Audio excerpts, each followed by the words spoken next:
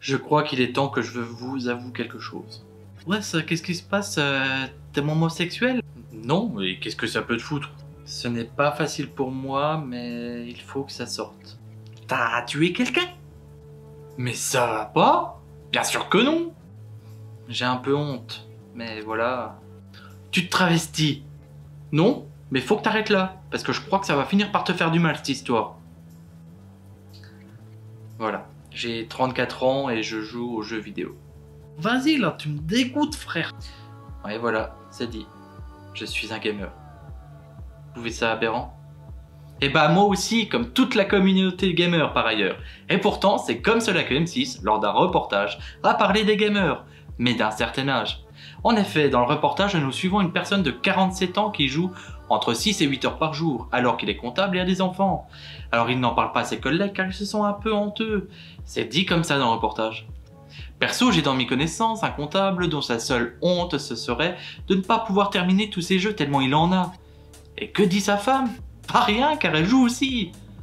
Le plus risible dans ce reportage, c'est d'un, il nous montre son PC gamer. Alors, si comme il dit, il a claqué 10 000 € dans sa passion, bah va vite te le faire rembourser ton PC gamer, car tu t'es bien fait arnaquer. Surtout si c'est pour jouer à Rocket League, à un jeu de foot avec des voitures. À part si tu joues à Cyberpunk, dans le cas là, ouais, je pourrais comprendre.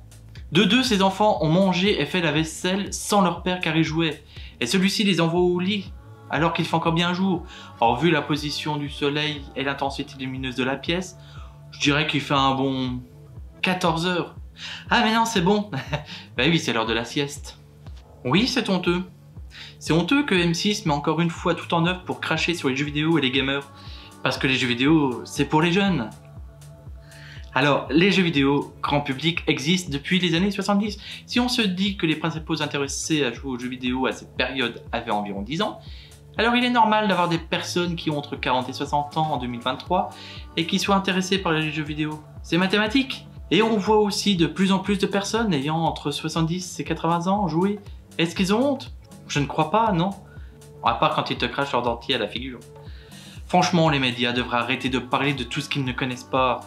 Depuis des années, le jeu vidéo est discrédité par les médias. On a beau avoir fait des études scientifiques qui disent maintenant de plus en plus de bien que de mal, ce sont quand même les médias qui en disent toujours du mal. Ah non, Timothée, non, c'est pas bien. T'arrêtes de jouer aux jeux vidéo maintenant, hein. Vilain, va. Tiens, prenons l'article Commercial Video Games and Cognitive Function. Video Game Genre and Modulating Factors of Cognitive Enhancement. Donc en français, jeux vidéo commerciaux et fonctions cognitives. Genre de jeux vidéo et facteurs modulateurs d'amélioration cognitive. Je sais, c'est long et c'est sorti en février 2020, qui dit que des améliorations cognitives ont été observées pendant le temps du jeu.